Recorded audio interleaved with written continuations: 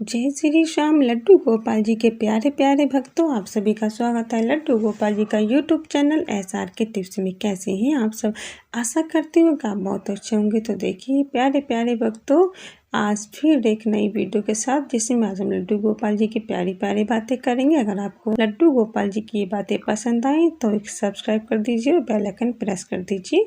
तो चलिए वीडियो शुरू करते हैं। तो देखिए लड्डू गोपाल जी के प्यारे प्यारे भक्तों, अगर आपने बाल गोपाल जी को लाने का मन बना लिया है और आपने ठान लिया है कि आप बाल गोपाल जी की सेवा करे बिना नहीं रह पाओगे, तो ऐसे में अब आपको बाल गोपाल जी लाने ही होंगे, क्योंकि आप उनकी सेवा करे बिना नहीं रह सकते हो। क्योंकि मन में जब ये बात आती है कि मुझे बाल गोपाल जी की सेवा करने का मन है, तो इसका मतलब है कि ठाकुर जी स्वयं आपके घर आना चाहते हैं और आपसे अपनी सेवा करवाना चाहते हैं।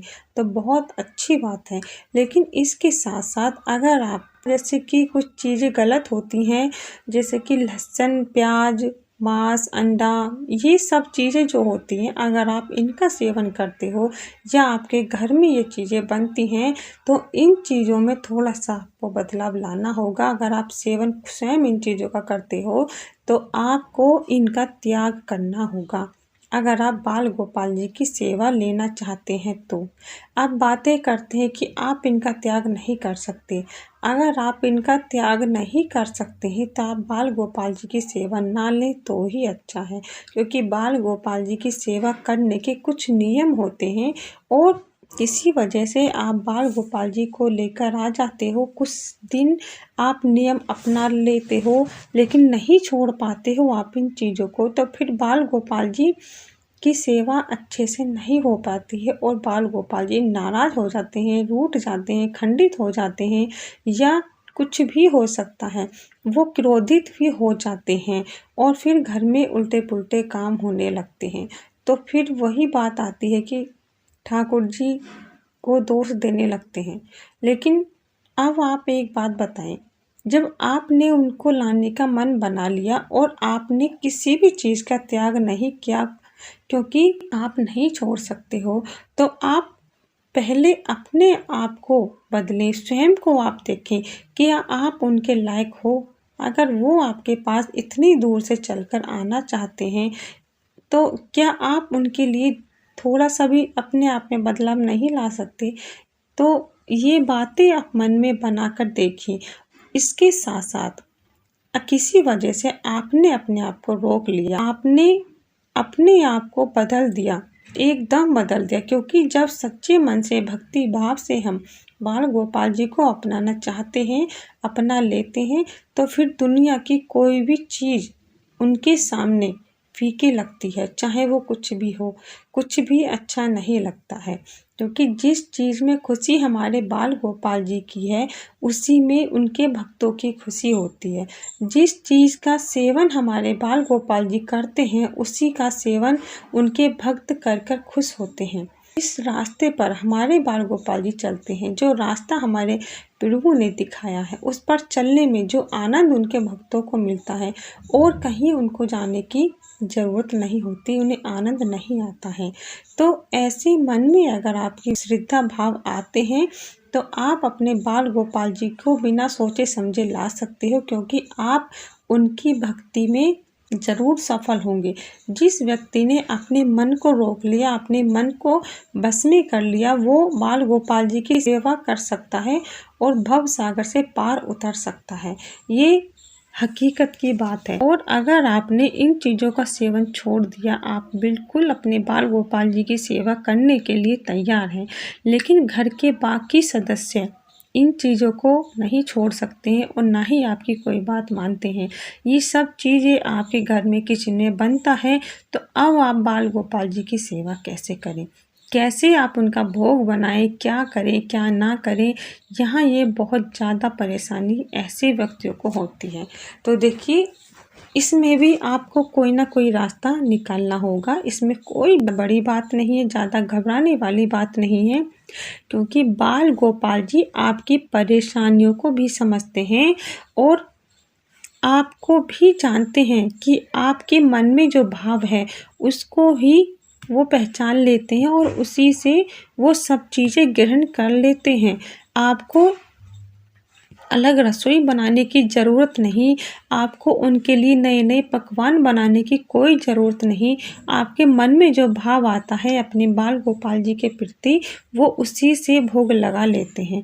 लेकिन अगर आपने सब चीज़ें अलग कर ली और आपके मन में कोई श्रद्धा भाव ही नहीं है, आप चाहे कुछ भी बनाकर उन्हें खिलाएँ, लेकिन हमारे बाल गोपाल जी को वो चीज़ें पसंद नहीं है, वो सब चीज़ें उनके लिए बेकार हैं, क्योंकि वो सब आपने सिर्फ एक दिखावे के लिए किए, अपने मन की संतुष्टि के लिए की है कि मैंने तो रसोई अलग कर ली, अब मैं बाल गोपाल जी के लिए भोग तैयार कर सकता हूँ। लेकिन यहाँ जो हमारे भाव हैं, यहाँ जो हमारे बाल गोपाल जी को चाहिए वो नहीं उनको मिल पाया है, क्योंकि रसोई हमने अलग कर ली लेकिन हमारे मन में तो कोई ऐसी भाव नहीं है। देखिए, मन में जो भाव होते हैं बाल गोपाल जी उन्हीं से सब चीज़ें ग्रहण करते हैं। वो स्वयं खाने नहीं आते, अपने भक्तों के भाव को देखने आते हैं कि उनके भक्तों के मन में उनके प्रति कैसी श्रद्धा है, कैसे भाव है, कैसा प्रेम है उनके लिए। क्योंकि इस कलयुग में यही एक स्वरूप है, बाल गोपाल जी के सेवा करने से ही आदमी आगे बढ़ सकता है, अपने कर्मों के लिखे को भी मिटा सकता है। अगर हमारे पिछले कर्म बहुत बुरे हैं और हमें उनकी सज़ा भी मिल रही है, लेकिन अगर आपने बाल गोपाल जी की सेवा ली है और पूरे भक्ति भाव से ली है, चाहे वो अब कैसा भी रास्ता दिखाएं, कितना भी दुख हो, कितनी भी परेशानी हो, आप अपने रास्ते पर अटल रहें, चलते रहें, तो इससे हमारे बाल गोपाल जी भी खुश होते हैं। और जब वो खुश होते हैं तो अपने भक्तों की परेशानियों को भी दूर करने लगते हैं। जो हमारे भाग्य में लिखा है हमारे कर्मों के आधार पर, वो भी मिट जाता है। देखिए, अच्छे कर्मों का फल भी अच्छा ही मिलता है, बुरे कर्मों का फल बुरा मिलता है। बुरा करके अगर आपको पश्चाताप होता है, अपने किए की गलती महसूस होती है, आप अपने किए की गलती को मानते हो, तो भगवान भी माफ़ कर देते हैं। तो ये बातें जो होती हैं, ये मन को बहलाने वाली नहीं है, ये हकीकत की बातें होती हैं और ऐसे उदाहरण हैं, ऐसी सत्य घटनाएं हैं जहां बाल गोपाल जी ने ऐसी लीलाएं अपनी दिखाई हैं, अपने भक्तों को ऐसे दुखों से उतारा है उन्होंने, जिससे कि आने वाले व्यक्ति, आने वाले जो भक्त हैं उनके, वो ये सब जान पाएँ कि बाल गोपाल जी की सेवा करने का जो फल मिलता है वो कैसा है, उनकी सेवा करने में जो सुख है, जो आनंद है, वो कैसा है। इन सब बातों को देखकर, सुनकर हमें अपने बाल गोपाल जी के प्रति जो श्रद्धा भाव बढ़ता है, वही तो भक्ति है, वही तो भाव है। एक भक्त को दूसरे भक्त की भावनाओं को समझना चाहिए और बाकी जो व्यक्ति होते हैं, जो लोग होते हैं, दुनियादारी जो होती है, उनका तो काम है बातें बनाने का। बातें बनाने कोई बड़ी बात नहीं होती।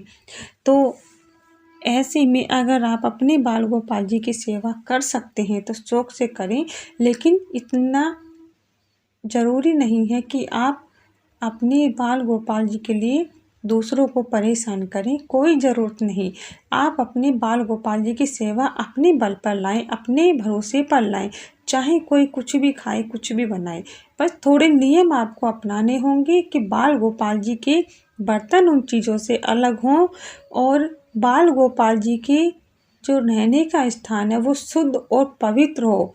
तो इन चीज़ों का आपको ध्यान रखना है। देखिए, जिस तरह से लंका में रहकर विभीषण जी ने श्री राम जी का ध्यान किया, ठीक उसी तरह से आप अपने घर में रहकर अपने प्रभु की, अपने बाल गोपाल जी की सेवा कर सकते हो, क्योंकि रावण की लंका में रहकर विभीषण जी ने श्री राम जी को पा लिया। ठीक है, तो वहाँ सब चारों तरफ बुरे ही बुरे लोग थे, सब राक्षस ही राक्षस थे। उन्होंने कभी इस बात के बारे में नहीं सोचा कि यहाँ राम कैसे आएंगे, वो मेरी पुकार क्यों सुनेंगे। तो इसी तरह से आप अपने घर को मंदिर बनाएं, मंदिर समझें।